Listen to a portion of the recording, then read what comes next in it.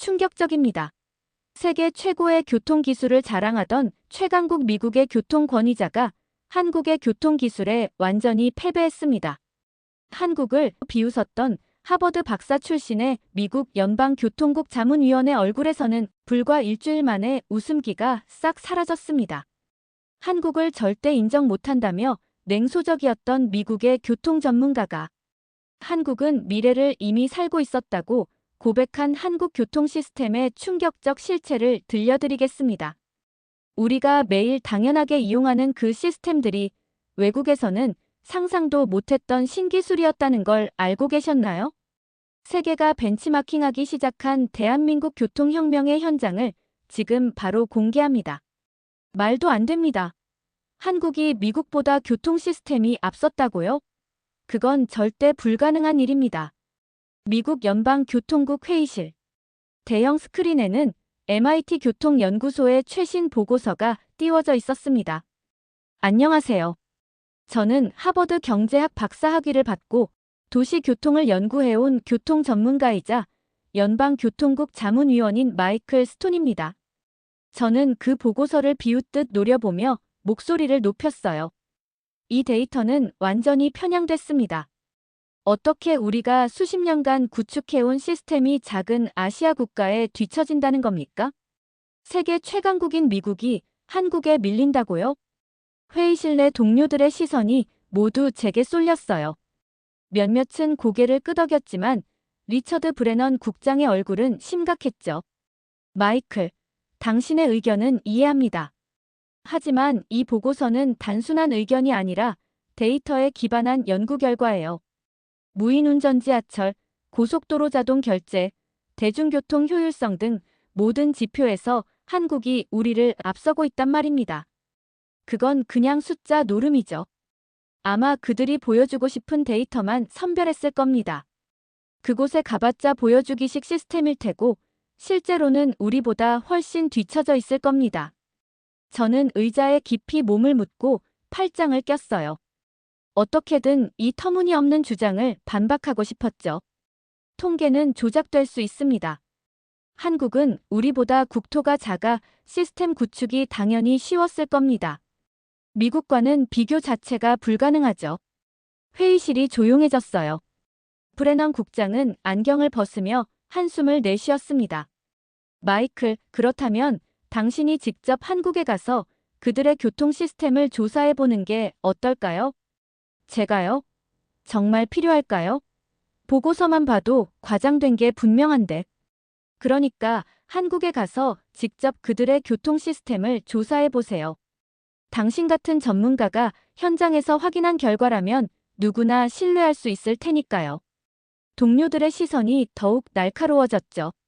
몇몇은 의아한 표정을, 몇몇은 호기심 어린 눈길을 보냈어요. 알겠습니다. 제가 직접 가서 확인해보죠.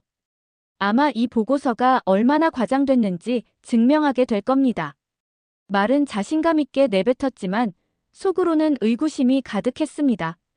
정말 미국보다 작은 나라가 세계 최강국을 앞설 수 있을까? 회의가 끝나고 사무실로 돌아와 노트북을 펼쳤어요. 그리고 한국 교통 시스템에 대해 자료를 검색했죠.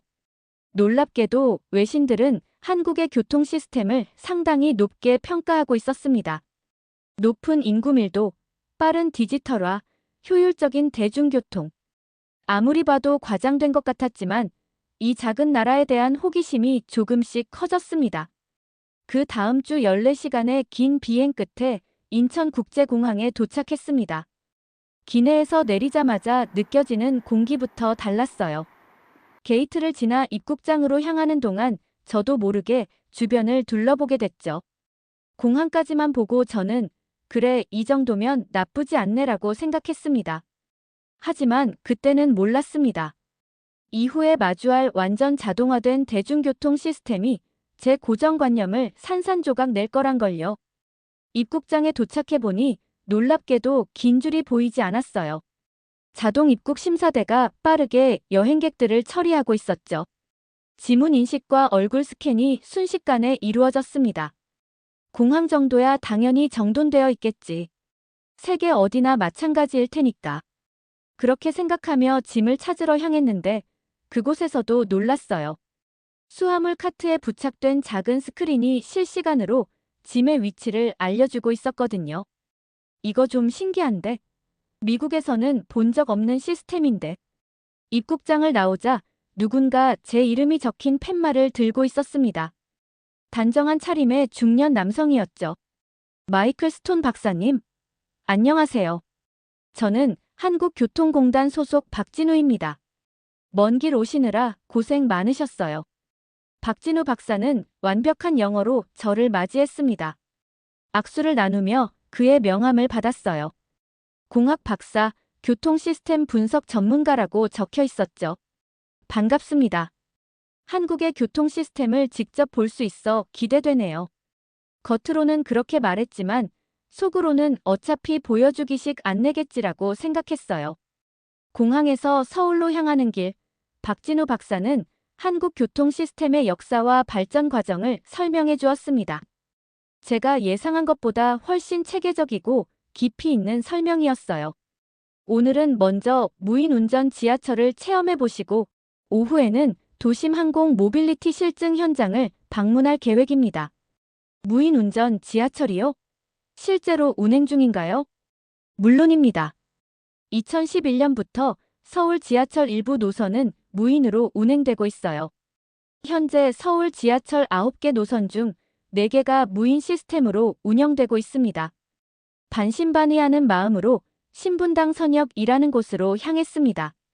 개찰구를 지나 플랫폼에 도착했을 때 가장 먼저 눈에 들어온 것은 스크린도어였어요. 모든 역사에 완벽하게 설치되어 있다고 했죠. 저는 뉴욕 지하철을 떠올렸습니다. 사람들은 혼잡했고 지연은 일상이었어요. 플랫폼 가장자리에는 아무런 보호장치도 없었죠. 하지만 서울 지하철은 완전히 달랐습니다. 깔끔한 플랫폼, 모든 역사에 설치된 스크린도어, 그리고 디지털 안내판까지. 미국의 일부 도시에도 스크린도어가 있긴 하지만 이렇게 모든 역에 설치된 경우는 드물죠. 박진우 박사의 말에 고개를 끄덕였습니다. 잠시 후 열차가 도착했고 놀라운 점은 운전석이 없다는 것이었습니다. 완전 무인 자동화 시스템이었죠. 승객들은 아무렇지 않게 탑승했지만 저는 그 모습을 신기하게 지켜보았습니다. 이게 정말 완전 무인인가요? 맞습니다. 중앙관제실에서 모든 열차를 모니터링하고 있습니다. 10년 넘게 운영해왔지만 안전사고는 거의 없었어요. 열차 내부는 깨끗했고 디지털 디스플레이가 다음 역과 환승 정보를 한국어와 영어로 안내하고 있었습니다. 열차는 정확히 시간에 맞춰 출발했고 승객들은 그저 일상적인 모습으로 스마트폰을 보거나 책을 읽고 있었어요. 신분당선은 정시 도착률이 99.9%입니다. 시간 차이가 30초 이상 나면 지연으로 간주하고 있어요. 순간 놀랐습니다. 30초라니 말도 안 됐어요. 미국에서는 5분 이내면 정시 도착으로 보거든요. 열차 창밖으로 서울의 풍경이 빠르게 지나갔습니다. 이제 막 한국 교통 시스템을 경험하기 시작했을 뿐인데 제 편견이 조금씩 흔들리는 걸 느꼈어요. 아직 한국의 교통 시스템이 미국보다 앞서다고 인정할 준비는 되어 있지 않았지만 적어도 첫인상은 예상보다 훨씬 좋았어요. 앞으로 더 많은 것을 보여드리겠습니다. 스톤 박사님. 한국의 교통 시스템은 단순히 기술적 우수성을 넘어 사용자 중심으로 설계되어 있다는 점이 특징이니까요. 박진우 박사의 자신감 넘치는 말에 저는 고개를 끄덕였습니다. 내심, 그래, 어디 한번 보자라는 도전 의식이 생겼어요. 점심을 간단히 해결한 후 우리는 강남 인근에 위치한 UAM 실증 현장으로 향했습니다. UAM은 얼반 에어 모빌리티의 약자로 도심 항공 교통을 의미하죠. 말 그대로 하늘을 나는 택시입니다. UAM이요? 하늘을 나는 택시라고요? 맞습니다.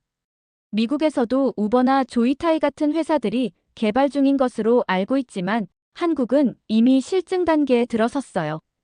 저는 의아한 표정을 지었습니다.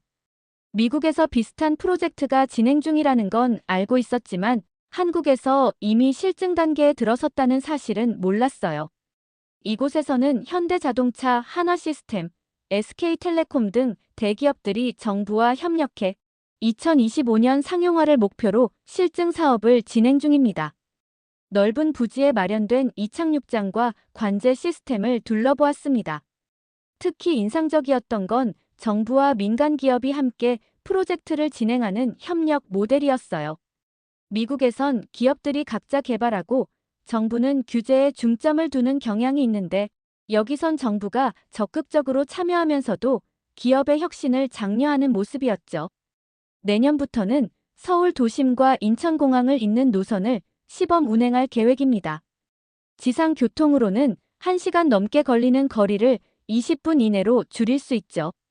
실제 기체가 시범 비행하는 모습을 보며 놀라움을 감추지 못했습니다. 소음은 생각보다 적었고 안정적으로 상승하는 모습이 인상적이었어요. 이게 정말 2025년에 상용화된다고요? 미국에서는 아직 10년은 더 걸릴 거라 예상하는데, 물론 초기에는 제한적으로 운영될 겁니다. 하지만 한국은 새로운 기술을 빠르게 도입하는데 능숙해요. 지리적으로 좁고 인구 밀도가 높은 국가 특성상 이런 혁신적인 교통수단이 더 필요하기도 하고요. 테스트 비행이 끝나고 관제실로 이동했습니다. 대형 스크린에는 서울 지역의 지도가 띄워져 있었고 가상의 UAM 비행 경로가 표시되어 있었어요.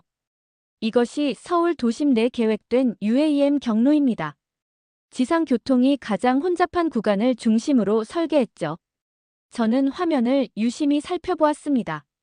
미국의 대도시에서도 이런 서비스가 있다면 얼마나 좋을까 하는 생각이 들었어요. 특히 교통 체증이 심한 LA나 뉴욕 같은 도시에서는 더욱더 필요할 텐데.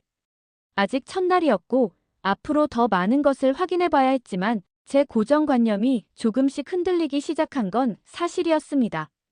다음 날 아침, 서울 강남 한복판에서 새로운 하루를 시작했습니다. 박진우 박사는 오늘은 보행자 중심의 도심 교통 혁신을 보여주겠다며 저를 분주한 출근길 횡단보도로 안내했어요. 횡단보도 앞에 서자 가장 먼저 눈에 들어온 것은 신호등이었습니다.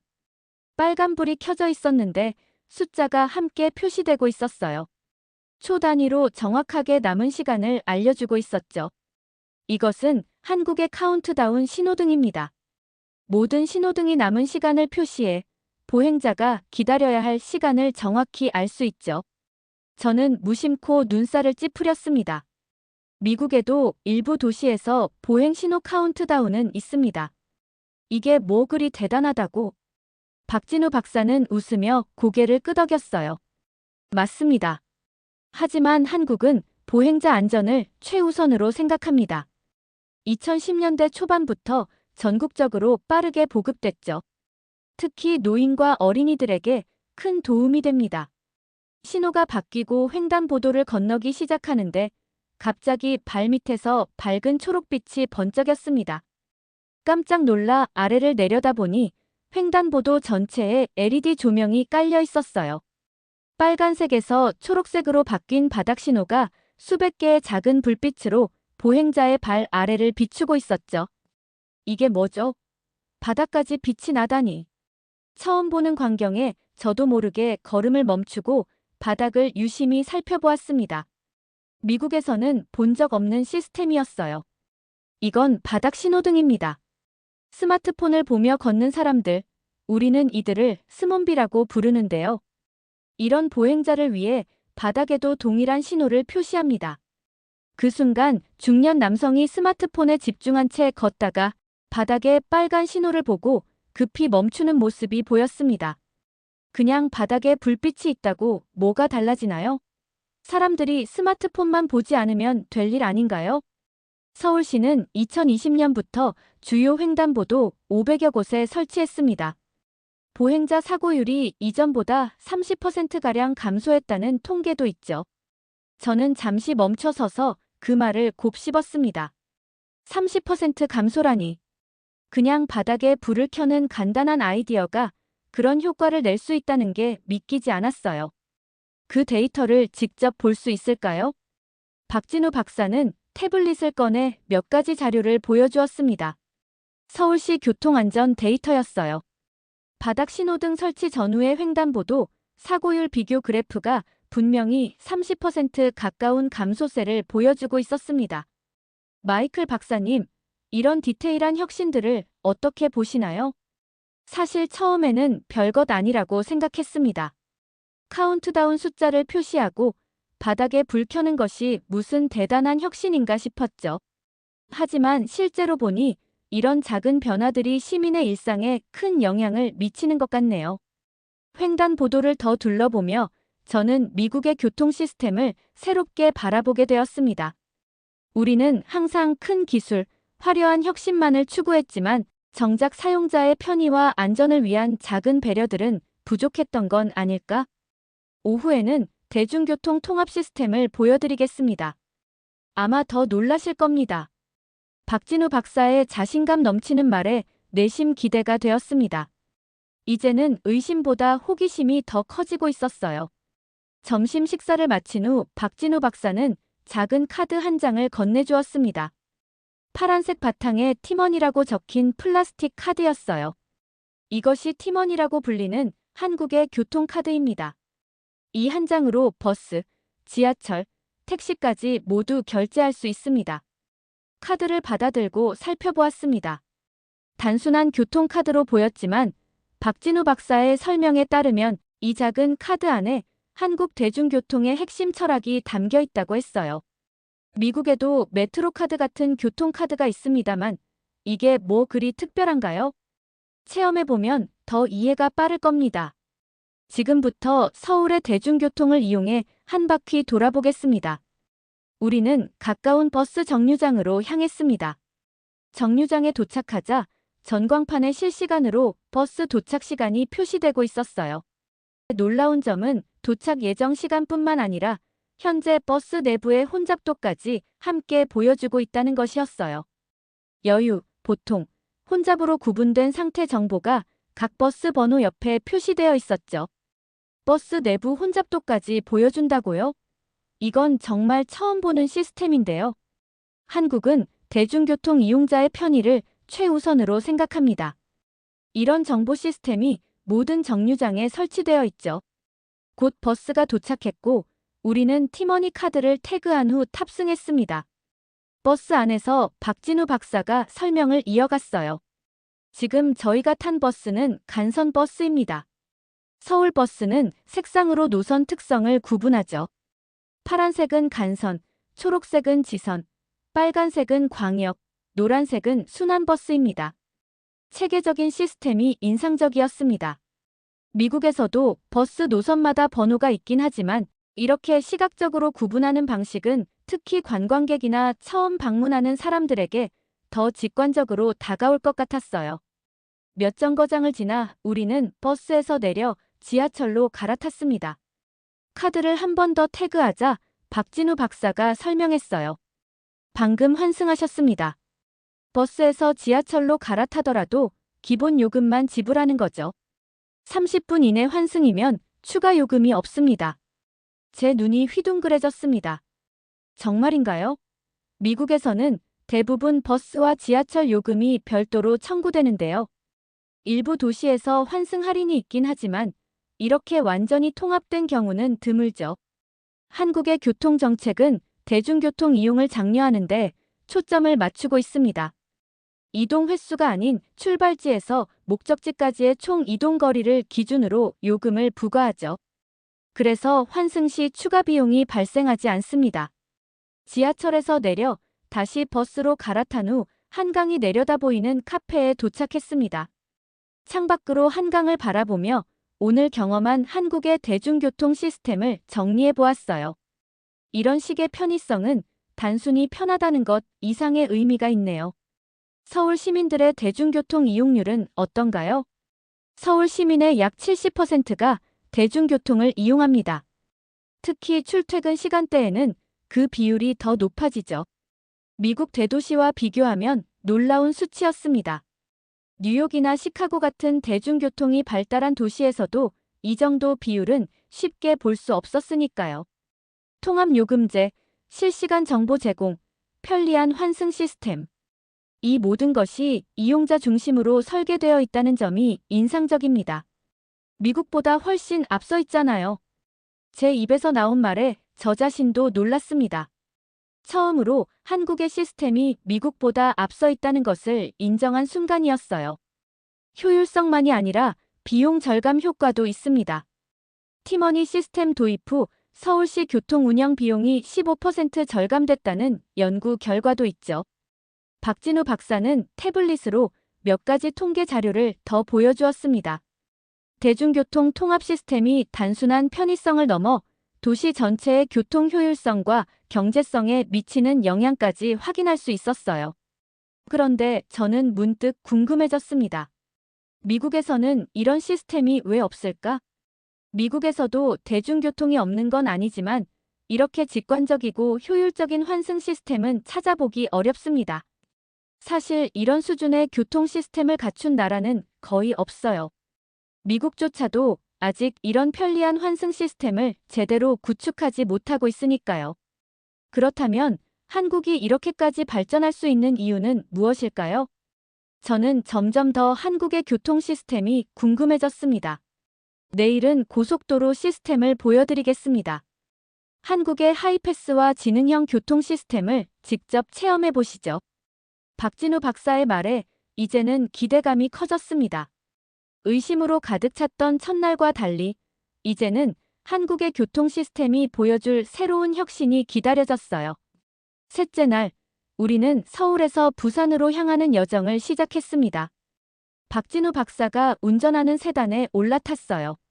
오늘은 한국 고속도로 시스템이 어떻게 세계 최고 수준인지 직접 확인하실 겁니다. 차에 올라타자 박진우 박사는 내비게이션을 조작했습니다. 화면에 서울에서 부산까지의 경로가 표시되었고 예상 소요 시간과 함께 실시간 교통 상황이 컬러로 구분되어 나타났죠. 한국은 면적 대비 고속도로 길이가 세계 4위 수준입니다. 국토가 작은데도 고속도로망이 굉장히 촘촘하죠. 지도를 살펴보니 확실히 고속도로망이 거미줄처럼 전국을 연결하고 있었습니다. 미국은 국토가 넓어 전체적인 고속도로 길이는 길지만 면적 대비 밀도로 따지면 한국이 훨씬 높다는 점이 인상적이었어요. ITS, 즉 지능형 교통 시스템으로 전국 교통량을 실시간 분석해서 막히는 구간을 우회하도록 안내합니다. 교통 상황에 따라 차선 운영도 유동적으로 변경하죠. 고속도로 진입로에 접어들자 전광판에 실시간 교통정보와 사고 소식이 나타났습니다. 전국 주요 도로에 설치된 CCTV와 센서가 실시간으로 데이터를 수집하고 중앙관제센터에서 이를 분석해 즉시 반영합니다. 고속도로를 달리는 동안 톨게이트가 보이기 시작했습니다. 미국의 톨게이트를 떠올리며 속도를 줄일 것으로 예상했지만 놀랍게도 우리는 시속 60km 정도의 속도로 톨게이트를 그대로 통과했죠. 차량 앞 유리창에 부착된 작은 단말기에서 삐 소리가 났을 뿐 정차나 감속 없이 부드럽게 통과했습니다. 방금 톨게이트를 정차 없이 통과했나요? 이것이 한국의 하이패스 시스템입니다. 무선 통신으로 자동 요금 결제가 이루어지죠. 현재 하이패스 이용률이 99%에 육박해 톨게이트 정체가 거의 없습니다. 저는 놀라움을 감추지 못했어요. 미국에도 이지패스 같은 시스템이 있지만 이용률은 한국에 비해 현저히 낮고 많은 차량이 여전히 톨게이트에서 줄을 서서 기다립니다. 그런데 한국은 전부 정차 없이 통과한다고요? 한국은 2007년부터 하이패스를 도입했고 정부 정책으로 적극 장려했습니다. 현재는 신차 출고 시 대부분 하이패스가 기본 장착되죠. 이런 대화를 나누는 도중에도 우리는 꾸준히 시속 100km 이상의 속도로 주행하고 있었습니다. 도로 상태가 매우 양호했고 갓길과 차선이 명확히 구분되어 있었어요. 갓길이 아주 깨끗하게 관리되고 있군요. 미국 고속도로에선 종종 쓰레기나 타이어 파편 등이 보이는데 말이죠. 한국 고속도로는 24시간 순찰 시스템을 운영하고 있습니다. 문제 발생 시 평균 5분 내로 현장에 도착할 수 있도록 거점별로 순찰차가 배치되어 있죠. 그렇게 대화를 나누며 몇 시간이 지난 후 우리는 휴게소에 도착했습니다. 이 또한 제가 예상하던 것과는 완전히 다른 모습이었어요. 휴게소에 들어서는 순간 미국의 휴게소에 대한 제 고정관념이 완전히 무너졌죠. 주차장에 차를 세우고 내리자 마치 작은 쇼핑몰 같은 건물이 눈앞에 펼쳐졌습니다. 이곳이 한국의 대표적인 고속도로 휴게소입니다. 단순한 휴식 공간이 아니라 음식, 쇼핑, 관광이 어우러진 종합 문화 공간이죠. 건물 안으로 들어서자 다양한 음식점들이 즐비했고 푸드코트에는 여러 현지 음식들이 진열되어 있었습니다. 저것은 소떡소떡이라고 하는 한국의 인기 간식이고 저쪽은 휴게소에서 빠질 수 없는 호두과자, 그리고 저기는 국밥부터 식사가 될 수 있는 코너입니다. 박진우 박사가 이름을 알려주는 음식들 앞에는 사람들이 많이 모여 있었습니다. 정말 휴게소 음식인가요? 미국에서는 상상할 수 없는 퀄리티입니다. 한국 휴게소는 음식 맛집으로도 유명해요. 각 지역 특색을 살린 음식들을 판매하죠. 일부 휴게소는 그 자체로 관광 명소가 되기도 합니다. 실제로 많은 가족 단위 여행객들이 음식을 즐기며 휴식을 취하고 있었습니다. 단순히 화장실을 이용하고 떠나는 것이 아니라 휴게소 자체가 여행의 한 부분으로 즐기는 문화가 인상적이었어요. 음식 구역을 지나자 지역 특산물을 판매하는 코너가 나왔습니다. 여기는 각 지역 특산물 판매장입니다. 여행자들이 지역 특산품을 구매할 수 있도록 한 것이죠. 농가와 직거래로 신선한 제품을 저렴하게 구입할 수 있습니다. 특산물 코너를 지나 밖으로 나오자 또 다른 놀라운 시설이 눈에 들어왔습니다. 전기차 충전소였죠. 여러 대의 전기차가 충전 중이었고 충전 상태를 확인할 수 있는 디지털 패널이 각 충전기마다 설치되어 있었어요. 모든 휴게소에 전기차 충전소가 설치되어 있다니 인프라 구축이 정말 빠르군요. 한국은 2025년까지 모든 휴게소에 급속 충전기를 설치하는 것을 목표로 하고 있습니다. 현재는 약 80% 정도가 완료된 상태죠. 휴게소를 둘러보면서 미국의 휴게소와 비교하지 않을 수 없었습니다. 미국 고속도로 휴게소는 대부분 패스트푸드점과 편의점이 전부인 경우가 많아서 화장실을 이용하고 간단히 식사한 후 빨리 떠나는 장소로 인식되죠. 하지만 한국의 휴게소는 그 자체로 목적지가 될 만한 공간이었어요. 이 정도면 장거리 운전을 즐거운 여행으로 만들 수 있을 것 같군요. 특히 아이들이 있는 가족들에게는 큰 도움이 될 것 같습니다. 인정하기 싫었지만 한국의 고속도로 시스템과 휴게소 문화는 확실히 미국보다 앞서 있었어요. 특히 이용자 중심의 세심한 서비스는 배울 점이 많았죠. 미국에도 이런 시스템이 도입된다면 얼마나 좋을까 하는 생각이 절로 들었습니다. 부산까지의 일정을 마치고 다시 서울로 돌아오는 길이었습니다. 도시 외곽에서 시내로 들어오던 중 갑자기 뒤에서 요란한 사이렌 소리가 들려왔어요. 백미러로 확인해보니 구급차가 빠르게 다가오고 있었습니다. 그때 놀라운 광경이 펼쳐졌어요. 우리 앞에 있던 모든 차량이 마치 약속이라도 한 듯 일제히 양옆으로 길을 비켜주었습니다. 좌우로 갈라지는 자동차들 사이로 구급차가 빠르게 지나갔어요. 그것도 단 몇 초 만에 말이죠. 방금 무슨 일이 일어난 건가요? 마치 모세의 기적처럼 차들이 갈라졌는데 믿기 어렵네요. 박진우 박사는 침착하게 차를 도로 옆으로 세우며 설명했습니다. 한국의 긴급 차량 우선 시스템입니다. 구급차나 소방차가 출동하면 주변 차량 운전자들에게 자동으로 알림이 전송되죠. 더 놀라운 건 그 다음이었어요. 구급차가 교차로에 접근하자 빨간불이었던 신호등이 자동으로 녹색으로 바뀌었습니다. 구급차는 정체 없이 교차로를 통과했어요. 신호등까지 자동으로 바뀐다고요? 네, 구급차나 소방차가 접근하면 해당 구간의 신호등이 자동으로 녹색으로 전환됩니다. 긴급 상황에서 골든타임을 확보하는 데 큰 도움이 되죠. 저는 미국의 경우를 생각해 보았어요. 물론 미국에서도 응급 차량에게 길을 양보하는 건 기본 규칙이지만 대개는 혼란스러운 경우가 많죠. 이렇게 체계적이고 모든 사람이 일사불란하게 움직이는 모습은 처음 보았습니다. 이건 한국이라 가능한 거겠지요? 아마 국토가 작고 도로가 잘 정비되어 있어서일 거예요. 박진우 박사는 미소를 지으며 고개를 저었습니다. 시스템만으로는 불가능합니다. 시민들의 협조가 없다면 아무리 좋은 시스템도 소용없어요. 한국의 운전자들은 긴급 차량을 보면 즉시 길을 비켜주는 문화가 형성되어 있습니다. 한국에서의 마지막 일정으로 우리는 서울 종로구에 위치한 소방서를 방문했습니다. 이곳에서 긴급 차량 우선 시스템에 대해 더 자세히 알아보기로 했어요. 소방서 관계자가 우리를 맞이했습니다. 서울소방재난본부 김준호 팀장이었어요. 미국에서 오신 교통 전문가시라고 들었습니다. 우리 시스템에 관심을 가져주셔서 감사합니다. 김준호 팀장은 서울시 긴급 차량 관제 시스템의 작동 원리를 상세히 설명해 주었습니다. 대형 모니터에는 실시간으로 서울 전역에서 출동 중인 구급차와 소방차의 위치가 표시되고 있었어요. 저희 긴급 차량 출동 평균 도착 시간은 4분대입니다. 출동 요청이 들어오면 가장 가까운 차량이 즉시 출동하고 교통 상황에 따라 최적의 경로를 실시간으로 안내받죠. 미국의 경우 대도시 평균 출동 시간이 7, 8분 정도인데 4분대라는 건 정말 인상적인 기록이네요. 기술적인 시스템도 중요하지만 더 중요한 건 시민들의 협조입니다.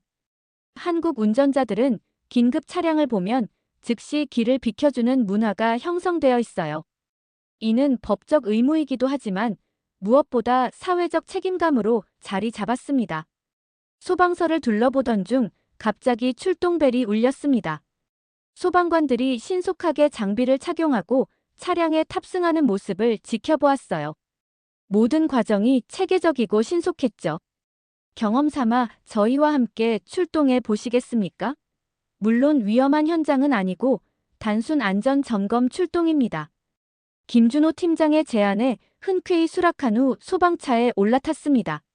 내비게이션 화면에 최적 경로가 표시되었고 앞으로의 신호등 상태까지 미리 보여주고 있었어요. 출동 사이렌이 울리자 마법처럼 도로 위 차들이 양옆으로 갈라졌습니다. 신호등은 우리가 지나갈 때마다 자동으로 녹색으로 바뀌었고 내비게이션은 실시간으로 교통 상황을 업데이트했죠. 정말 놀랍군요. 이런 시스템이 실제 응급 상황에서는 생명을 구하는 결정적인 역할을 하겠어요. 그렇습니다. 심정지 환자의 경우 4, 5분이 생사를 가르는 골든 타임입니다. 이 시스템 덕분에 저희 생존율이 크게 향상되었죠. 소방서로 돌아온 후 김준호 팀장은 추가 자료를 보여주었습니다. 시스템 도입 전후의 출동 시간과 환자 생존율 비교 데이터였어요. 분명한 개선 효과가 눈에 띄었습니다. 기술도 놀랍지만 시민들이 자발적으로 길을 터주는 배려가 더 대단하네요. 이건 단순한 시스템이 아니라 시민의식과 기술이 결합된 결과입니다. 한국인들의 공동체 의식과 질서 의식이 이 시스템을 더욱 효과적으로 만들었다고 생각합니다. 김준호 팀장의 말이 가슴에 와 닿았습니다. 기술만으로는 이룰 수 없는 것들이 있어요. 시민들의 협조와 사회적 합의가 뒷받침되어야 진정한 혁신이 가능하다는 것을 깨달았습니다. 이건 정말 인정할 수밖에 없네요. 단순히 한국이라서 가능한 게 아니라 시스템과 시민의식이 결합된 결과라는 점이 더욱 인상적입니다. 미국으로 돌아가면 꼭 이 시스템을 소개해야겠다고 생각했어요.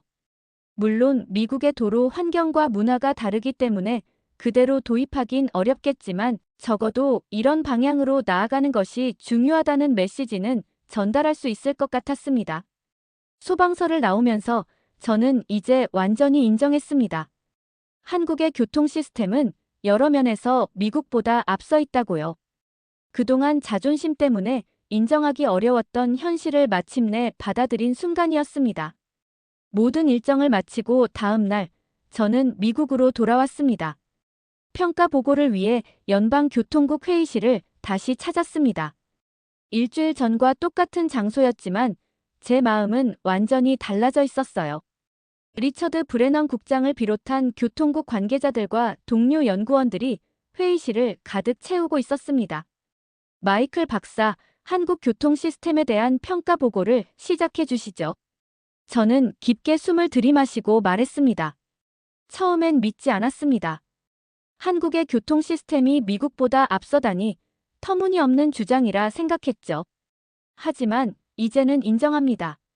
한국은 자율주행 지하철부터 고속도로 하이패스, 휴게소 문화, 긴급 차량 우선 시스템까지 모든 면에서 사람 중심 교통을 구현했습니다. 회의실의 분위기가 달라졌습니다. 처음에는 의아한 표정이었던 동료들이 이제는 진지하게 경청하고 있었어요. 놀라운 점은 규모가 아니라 효율성입니다. 한국이 좁아서가 아니라 시스템이 앞서 있어서 효율적인 것입니다. 그들의 성공 요인은 세 가지입니다. 이용자 중심의 설계 철학, 정부와 민간의 효과적인 협력, 그리고 기술 혁신과 사회적 합의의 조화. 한 동료가 물었습니다. 구체적으로 어떤 조치를 취해야 할까요? 미국도 한국과의 협력을 강화해야 합니다. 교통 전문가 교환 프로그램을 시작하고 시범 도시를 선정해 한국식 통합 교통 시스템을 도입해보는 겁니다.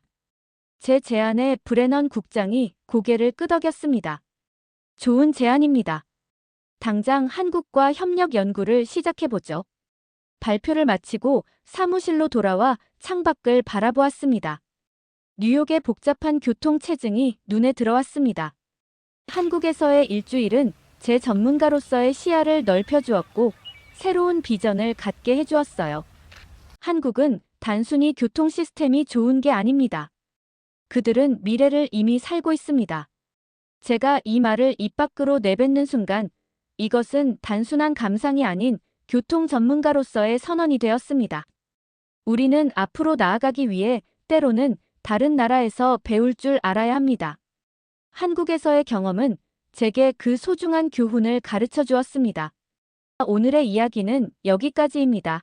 오늘 우리는 세계가 부러워하는 한국의 기술력을 다시 한번 확인했습니다. 하지만 기술만큼 중요한 것은 그 기술을 받아들이고 활용하는 우리의 문화였습니다. 우리는 앞으로도 계속 발전하며 세계를 선도해 나갈 것입니다. 오늘도 끝까지 함께 해주셔서 감사합니다. 재미있게 보셨다면 구독과 좋아요로 응원 부탁드립니다.